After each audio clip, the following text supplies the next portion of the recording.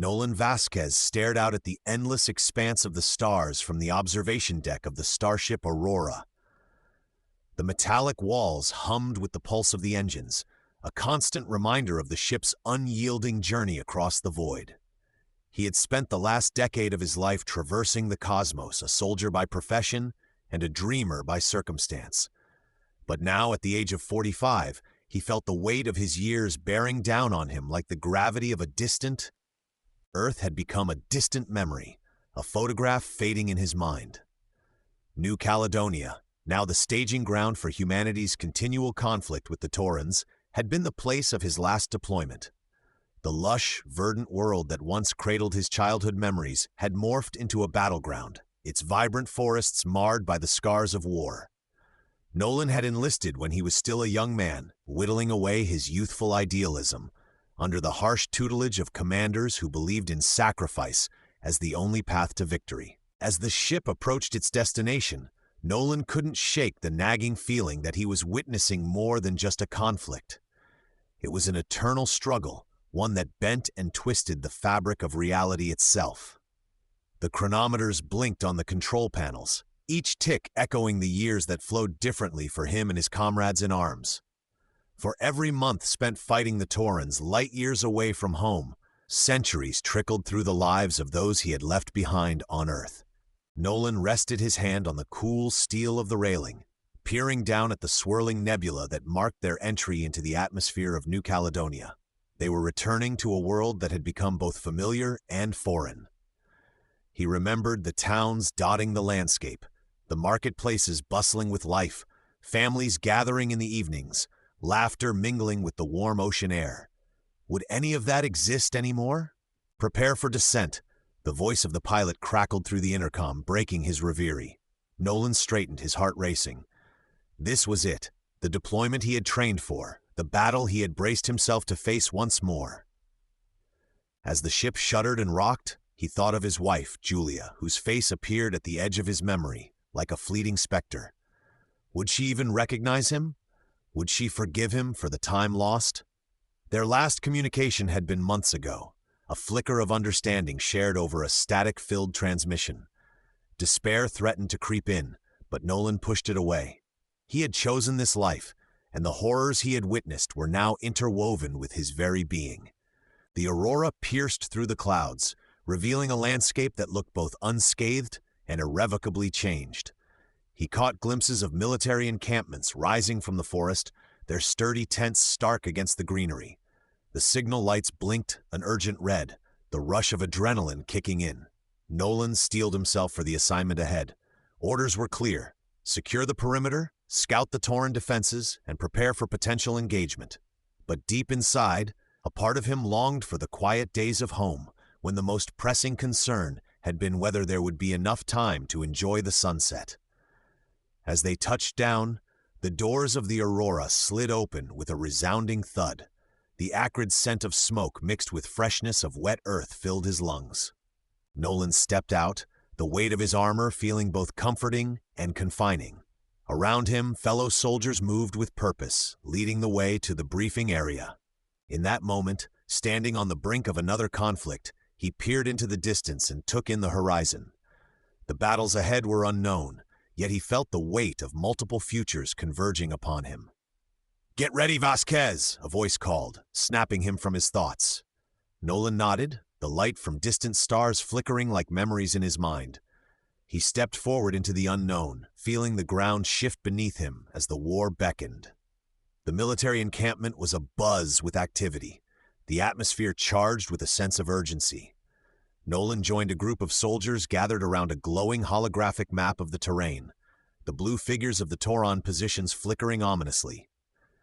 The commander, a hard-faced woman with sharp eyes, outlined the mission parameters, her voice steady despite the chaos surrounding them. Intel suggests the Taurans have moved their forward operating base closer to the river. Our objective is to secure the bridge and gather intel on their movements. Expect heavy resistance. Nolan listened intently, the familiar sensation of adrenaline flooding his senses. He exchanged glances with his squadmates, the same determination reflected in their faces. They were all veterans, each carrying their own silent burdens. He thought of the families they had left behind, the lives on hold while they marched into the fray. As dusk settled over New Caledonia, the operation began. They moved cautiously, the underbrush rustling quietly beneath their boots. The air was thick with humidity, each breath heavy with the scent of earth and distant fires. The weight of his weapon felt heavy in his hands, each step closer to the front lines amplifying his heartbeat. Nolan advanced alongside his squad, the shadows of twisted trees casting eerie shapes in the fading light. They reached the riverbank, the water glimmering under the pale moon as the sound of distant gunfire punctuated the night air. Weapons drawn, they moved as one unit, seamlessly shifting toward their goal, the bridge that spanned the rushing waters. Suddenly, a flash of movement caught his eye. A Tauran scout emerged from the foliage, its silvery skin glistening in the moonlight. Time seemed to slow as instincts kicked in.